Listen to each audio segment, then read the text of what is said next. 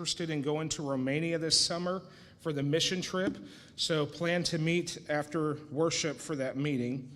The annual Hen and Chick event for all ladies and girls this coming Sunday afternoon at 4. There's a sign-up sheet in the foyer, no, in the fellowship hall. They need a head count for food, so if you plan on coming to that, make sure you sign up tonight. And then we need candy for our Easter egg hunt on April 20th. We have plenty of eggs, so bring candy or a little trinket or something that we can pack into eggs. So we need those by, I'd say, next Wednesday, so we can pack those into the eggs. Is there anything else that I'm not aware of or that needs to be announced? Oh yeah, Michael, he had enough of us, so he went on a little mini vacation, so he'll be back Friday or Saturday, he said. So if you need him, he still has his phone. So if you weren't here last week, we have our 2 classes tonight for the adults. One is in here. It's the Apologetics, Defense of the Faith. We've got Kurt Littke teaching that tonight. Heard it was a great class last week, so that's wonderful. If you want to hear that one, stay in here. We have another option. Dwayne Clardy is teaching Judges, and that's in the fellowship hall. So you can pick which class you'd like to go to for that. I believe they are recording the one in here, so if you want to catch his and you can watch this one later, that's an option too. So all the kids and the teens, all of our classes are the same, so you are now dismissed unless there's anything else. Okay. Appreciate you all.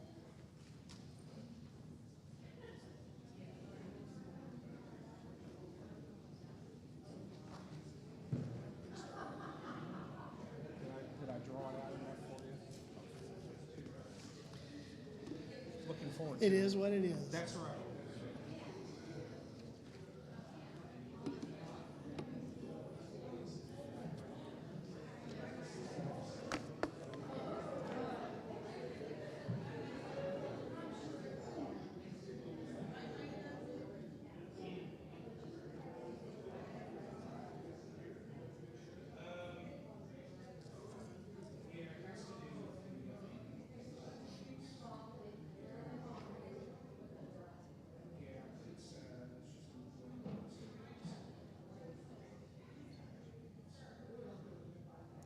Loud?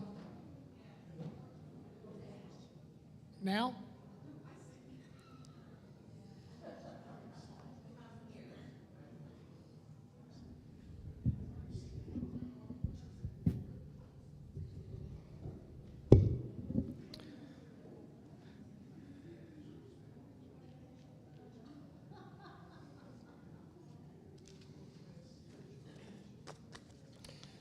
All right.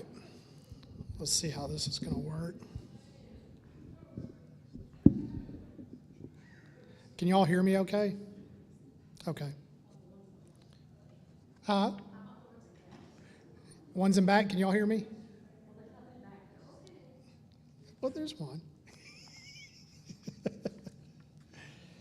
All right. So last week we started a class on apologetics. Tonight, what we're going to be looking at is not going to be coming out of the Bible. It's going to be coming out of non-biblical writers. And the lesson tonight is Jesus, a historical person, non-biblical writers. And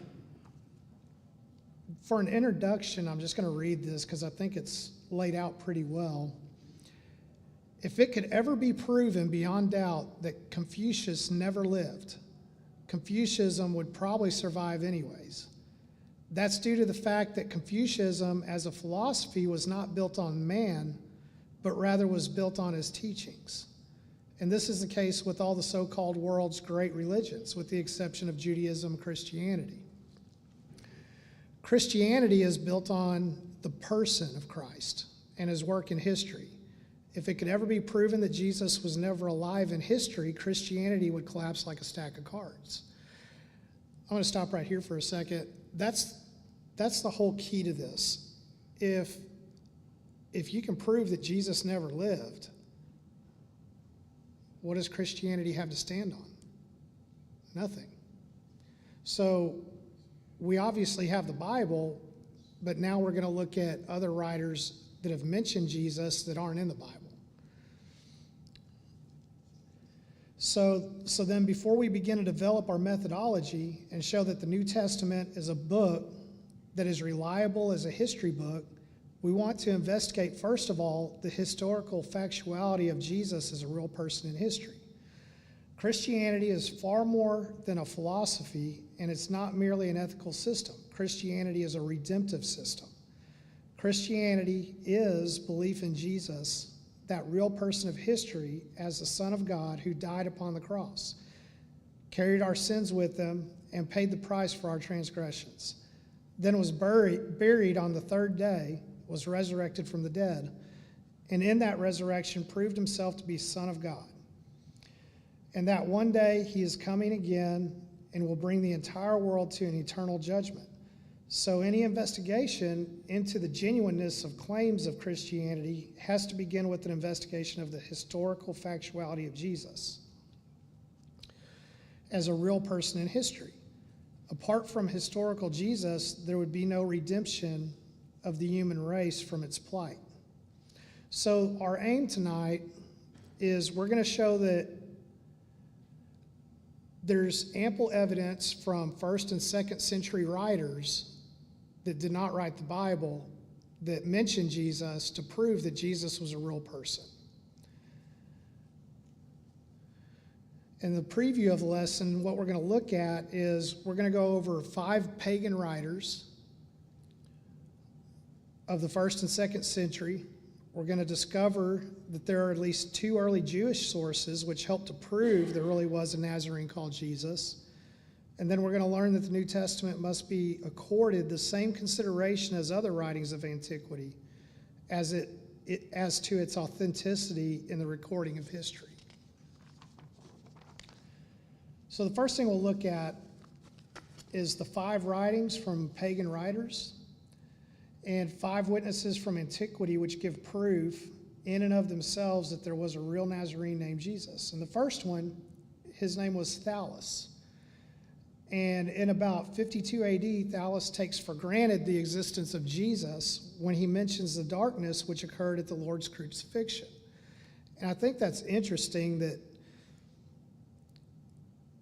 he mentions that darkness that it mentions in the Bible. So you don't just get the confirmation of Jesus in this, you also get the confirmation of an event. It says, and these are just little excerpts of their writings showing Jesus. Says, about the middle of the 1st century, a pagan named Thallus, in a fragment preserved by Julius Africanus, argued that the abnormal darkness alleged to have accompanied the death of Christ was a purely natural phenomenon and coincidence. He says the argument took the existence of Christ for granted. Thallus never denied that Jesus existed. He took the historical existence of Christ for granted. Is this making sense, or am I going too fast for you? So there was a common knowledge back then in the city of Rome about the circumstances accompanying the death of Jesus.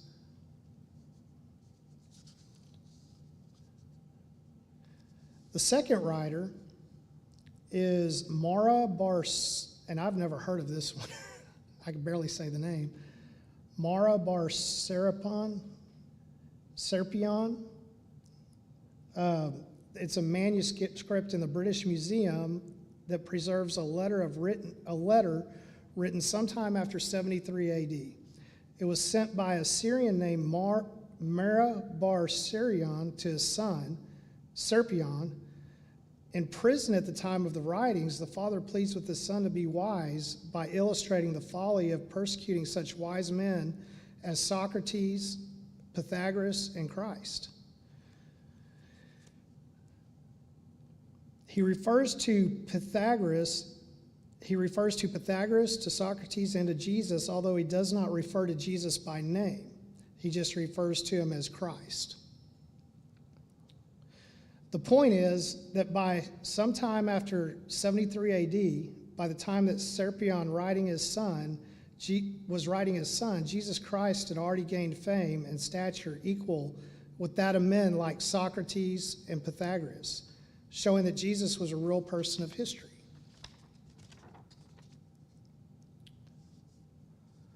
The third example we're going to look at, and I'm probably moving through this pretty quickly.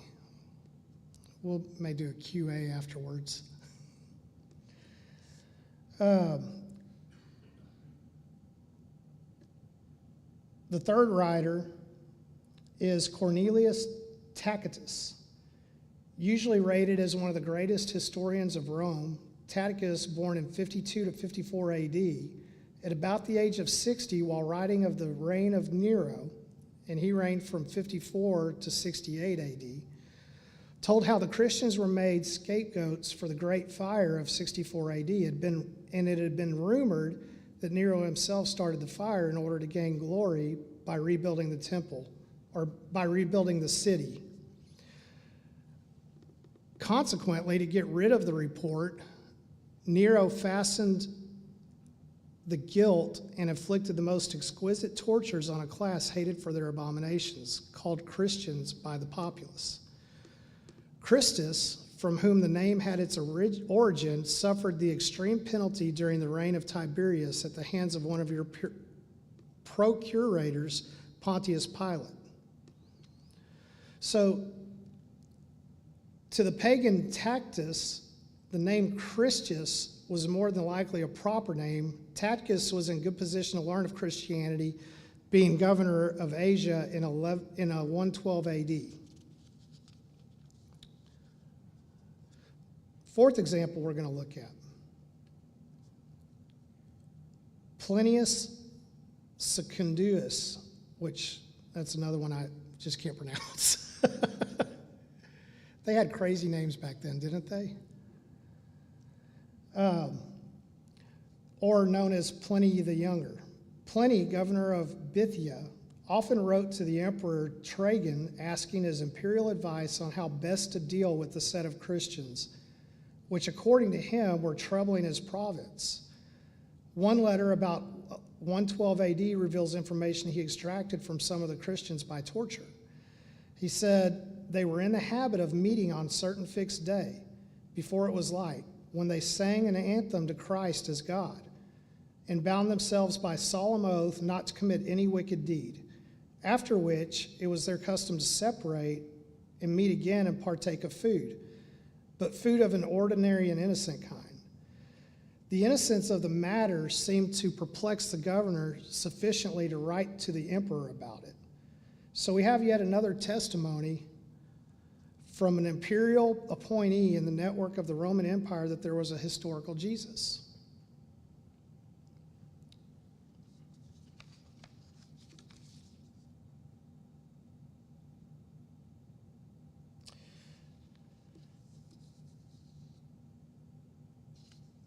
The fifth writer we're going to look at is called Suetonius. And a lot of these I'd never even heard of till I was looking through this and studying it. I just never heard of some of these writers. I think there's one that I know of. But I never really got into the history of it. I studied my Bible and learned that history, but I didn't learn the backstory history of some of the other stuff. But Suetonius, an annalist and court official of the imperial house of Hadrian in about 120 AD, wrote his Life of Claudius, from which is taken his most quoted reference. As the Jews were making constant disturbances at the instigation of Christus, he expelled them from Rome. So many Jews had become Christians at Rome, Claudius probably equated the Jews with Christians, thus expelled them from the city of Rome by an imperial decree. The historian Luke records this same event much earlier in Acts 18, 1-2, and that reads, "There he found a Jew named Aquila, a native of Pontus, who had recently come from Italy with his wife Priscilla, because Claudius had ordered all the Jews to leave Rome." And so that's backing up the non-biblical writing of that.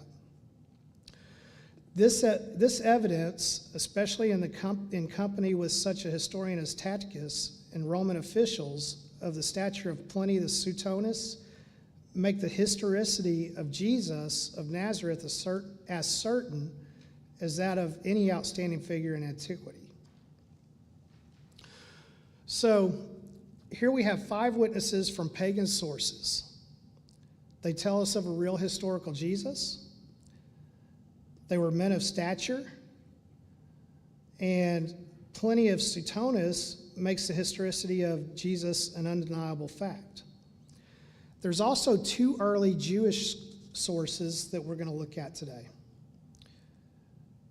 The first one is the Talmud. Have any of y'all heard of that? That's the first time I've heard of it, the Talmud. It's a huge collection of doctrines and laws compiled and written before the 8th century AD by ancient Jewish teachers. The Talmud contains many references to Christ. All of these references are hostile to the cause of Christ, but they do help establish the existence of Jesus.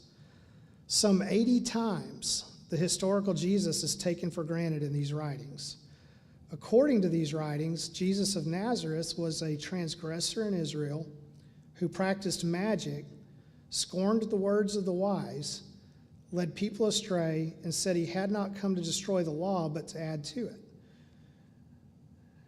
And I believe, I'm going to look at this real quick. Matthew 5:17.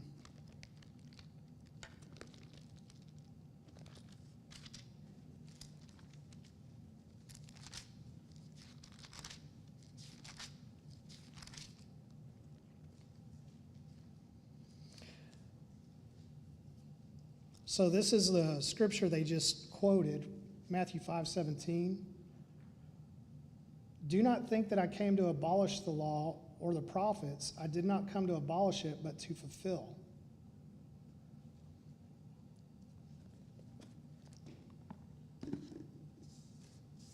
So the next one I know that probably y'all have heard of before is Josephus, Flavius Josephus. Okay. So sometime after 70 AD, the most important reference to Jesus from a Jewish source or from a former Jewish general turned historian by the name of Flavius Josephus. In his writings, he tells us who Jesus was, what he did, and gives his own evaluation as a historian.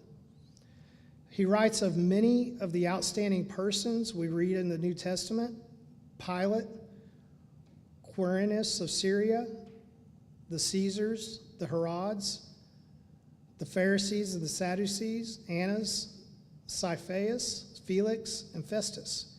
He also writes of Jesus, brother James, and of the death of John the Baptist. Most significant, his most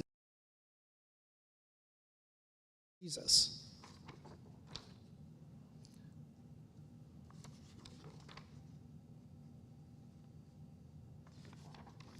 And this is what he wrote. And there arose about this time Jesus, a wise man, and if indeed we should call him a man, for he was a doer of marvelous deeds, a teacher of men who received the truth with pleasure. He led away many Jews and also many Greeks. This man was the Messiah. And when Pilate had condemned him to the cross at the instigation of our own leaders, those who had loved him from the first did not cease. For he appeared to them on the 3rd day alive again, as the holy prophets had predicted, and said many other wonderful things about him. Even now, the race of Christians, so named after him, has not died out yet. Has not yet died out. So, in this writing, he speaks directly of Christ. And he refers to him as Jesus as the so-called Christ. But he also tells us about the arrest and trial of James and speaks of him as being the brother of Jesus. He states that this man was the founder of a tribe called the Christians. Josephus speaks twice of Jesus Christ. So here we have 2 Jewish references, and we have 5 pagan references. that have talked about either Christ or Jesus, one or the other, either by name or by what he's known by as Christ.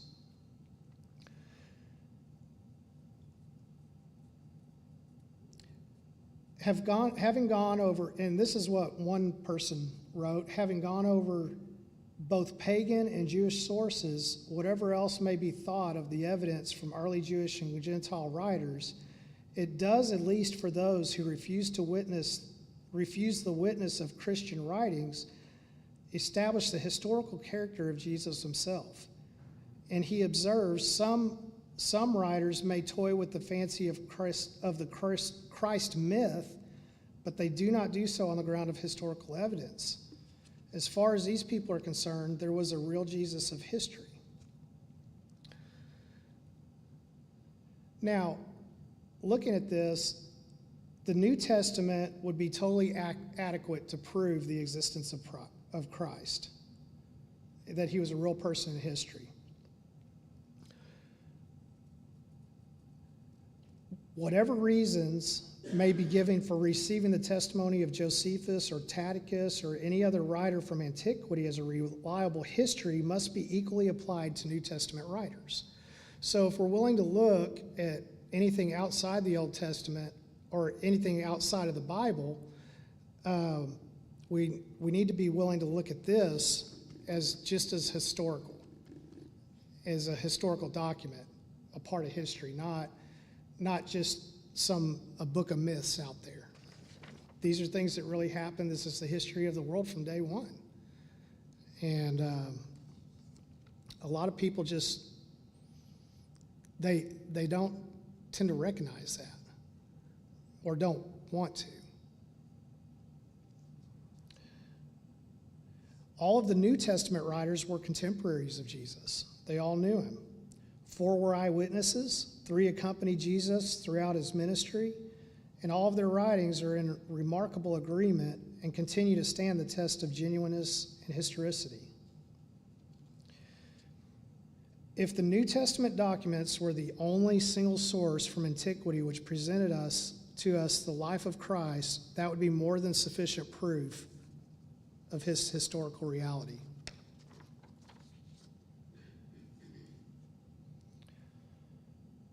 Altogether, from pagan sources, Jewish sources, the New Testament itself, we conclude that there was a real Jesus, a real Nazarene, and Christianity bases the whole of its teachings upon the reality that Jesus is history.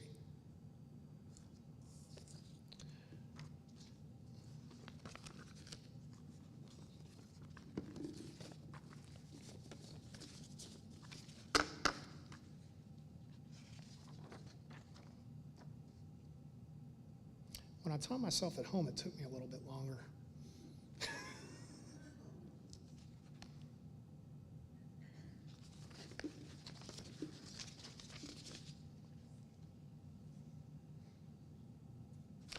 Did y'all have any questions or anything? It is from the, I believe, the Sunset Bible School. The one, Ed Wharton? Huh? Sunset School of Preaching. Oh, Sunset School of Preaching. Yeah. Yeah, that's where this... Booklets or something? Yeah, they have a book that Michael got me and Johnny, and we're teaching out of that. Oh, okay. So it's not online, is that where you go see this? No, not that I know of.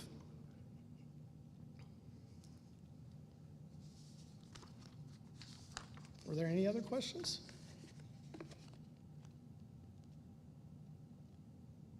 All right. Well, I'm not going to keep talking just for the sake of talking, so we are dismissed unless, hopefully y'all got something out of that. I know it went quick. Thank you.